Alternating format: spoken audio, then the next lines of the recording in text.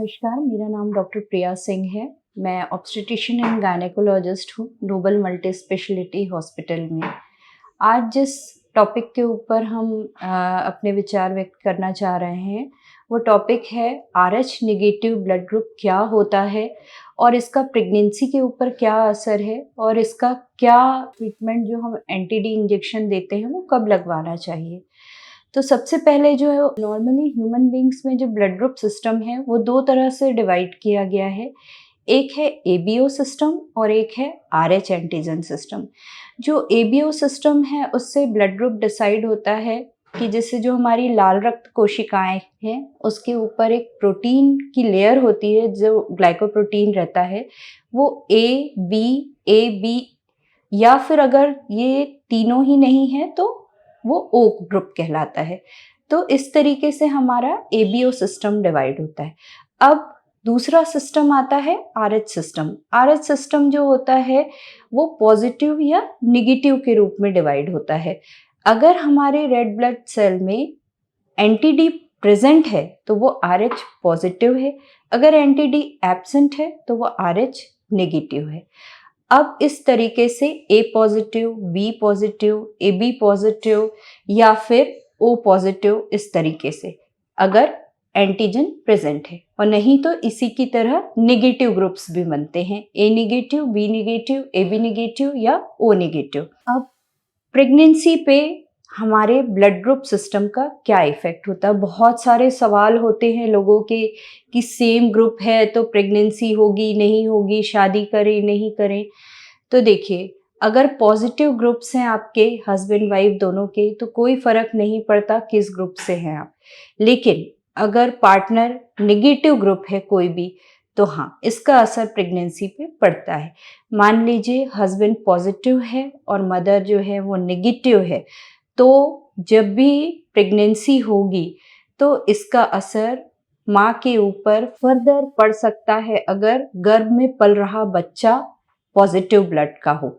मान लीजिए माँ का ब्लड ग्रुप O नेगेटिव है और उनके गर्भ में पल रहे बच्चे का ब्लड ग्रुप जो है वो O पॉजिटिव है, तो जब पॉजिटिव और नेगेटिव ब्लड ग्रुप मिलेंगे आपस में, अगर वो मिलते हैं किसी भी तरीके से, फीटो प्लेसेंटल मिक्सिंग होती है, जब माँ के ब्लड में इम्यून सिस्टम जो रहता है वो एक्टिवेट होने लगता है, जिससे कि पॉजिटिव और नेगेटिव ब्लड मिलने से माँ का ब्लड जो है वो एंटीबॉडीज़ बनाना शुरू कर देता है। तो यूजुअली जो माँ की पहली प्रेगनेंसी होती है, डिलीवरी, उस समय जो एंटीबॉडीज़ बनते हैं वो पहली प्रेगनेंसी को उतना इफ़ेक्ट नहीं करते हैं अगर बेबी पॉजिटिव ग्रुप का है तो। लेकिन इसका असर जब माँ दूसरी बार प्रेग्नेंट होती है तब देखने को मिलता है। यदि पहली प्रेगनेंसी में डिलीवरी के बाद माँ को एंटी-डी वैक्सीन ना दिया जाए तब, अगर माँ को 72 घंटे के अंदर जो एंटी-डी वैक्सीन होता है अगर वो लगा दिया जाए तो माँ में जो वो एंटीबॉडीज़ बनती हैं वो दूसरी प्रेगनेंसी के टाइम नुकसान नहीं पहुँचाती। लेकिन कई बार ये होता है कि माँ का वो वैक्सीनेशन हो ही नहीं पाता, जिसकी वजह से जब वो दूसरी बार प्रेग्नेंट होती है और दोबारा से यदि वो बच्चा पॉजिटिव ग्रुप का है और माँ नेगेटिव ग्रुप की है तो पहले से बनी हुई जो एंटीबॉडी होती है वो बच्चे के सेल्स को जो है वो किल करना शुरू कर देती है, जो RBCs होती हैं उसको किल करना शुरू कर देती है अपने सेल्फ डिफेंस मैकेनिज्म के लिए।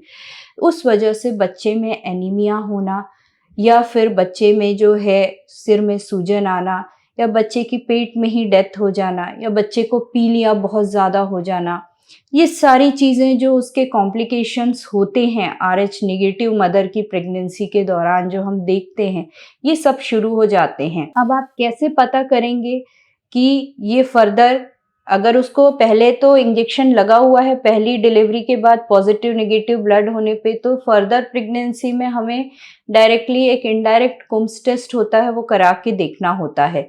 अगर वो पॉजिटिव आ रहा है तो ये हमें बताता है इनडायरेक्ट कुम्स टेस्ट कि भाई माँ और बच्चे का ब्लड ग्रुप आपस में मिल रहा है, जिसकी वजह से वहाँ एंटीबॉडी फॉर्मेशन हो रहा है।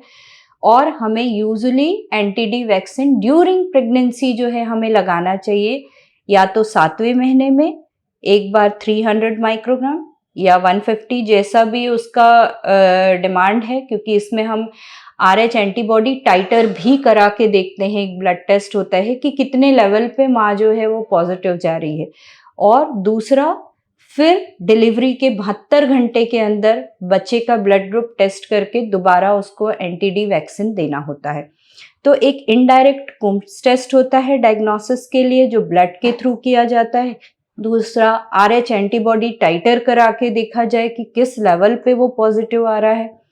तीसरी जो बहुत इंपॉर्टेंट चीज़ है कि बच्चे को एनीमिया यदि हो रहा है तो वो आप कैसे डिसाइड करेंगे, उसके लिए होता है मिडिल सेरेब्रल आर्टरी डॉपलर, जो कि सोनोग्राफी के थ्रू कराया जाता है, जिसमें कि हम ये देखते हैं कि मिडिल सेरेब्रल आर्टरी का जो पीआई इंडेक्स है वो 0.15 या 87.87 से ज़्यादा या कम तो नहीं हो रहा है। इससे ये पता चल जाता है कि बच्चे के ब्रेन में प्रॉपर ब्लड सप्लाई जा रहा है माँ से या नहीं जा रहा है। इन चीज़ों से हमें ये पता चल जाता है कि हमें किस लेवल तक के इंटरवेंशन करना है। कई बार जब आईसीटी इनडायरेक्ट कुम्स टेस्ट पॉजिटिव आता है, पता चल जाता है कि फीटल एनीमिया हो रहा है, तो कई बार बच्चे को इंट्रा यूट्राइन ब्लड ट्रांसफ्यूजन किया जाता है। मतलब माँ के पेट के अंदर ही बच्चे के ब्लड को जो है वो बदला जाता है। तो इस तरीके से भी हम बच्चे का जो है जान बचा सकते हैं। चौथी चीज़, किन किन मरीजों में ये हाई रिस्क हो जाते हैं पेशेंट, जिनकी की एबॉर्शन हुआ है, डीएनसी हुई है, एक्टोपिक प्रेगनेंसी हुई है, मल्टीपल प्रेगनेंसीज की हिस्ट्री है, या फिर किसी की डिलीवरी कराई गई है जिसमें कि मैनुअल रिमूवल कराया गया है प्लेसेंटा का। क्योंकि कभी भी प्लेसेंटा की जब हैंडलिंग होगी तो उसमें माँ और बच्चे के खून के मिक्स होने की संभावना सबसे ज़्यादा होती है, जिसकी शुरुआत यूजुअली 7वें महीने से धीरे धीरे करके होनी शुरू हो जाती। इसीलिए एंटी-डी वैक्सीन जो होता है वो 7वें महीने से शुरू किया जाता है देना। तो ये सब जो पेशेंट होते हैं, these are the high risk patient. बच्चों में क्या क्या प्रॉब्लम हो सकती है अगर वो RH नेगेटिव मदर के बेबीज़ हैं, इंट्रा यूट्राइन से लेकर डिलीवरी तक। IUGR हो सकता है, सडन फीटल डेथ हो सकती है, एनीमिया हो सकता है, जॉन्डिस हो सकता है। इसके अलावा एक बहुत ड्रैग कॉम्प्लिकेशन है फीटल हाइड्रोप्स फेटालिस। बच्चे के सिर में सूजन आने लगती है, कर्निक टेरस डेवलप हो सकता है। So these are the complication which happens in the baby. So always जो इस तरीके के मरीज होते हैं जो RH नेगेटिव मदर्स हैं, इनको यूजुअली जो डिलीवरी टाइम डॉक्टर डिसाइड करता है, अगर बेबी वेट ठीक है तो 34 से 36 वीक या 37 वीक तक की वो बेबी को डिलीवर करा देता है, ताकि फर्दर कॉम्प्लिकेशंस ना हो और जितना हो सके माँ और बच्चे का ब्लड जो है वो आपस में मिक्स ना हो। क्योंकि ज़रा भी ट्रॉमा या किसी भी तरीके से थ्रेट जिससे कि मदर और बेबी का ब्लड मिक्स होगा, अगर वो नेगेटिव पॉजिटिव मिल जाएंगे तो definitely there is a chances of complications.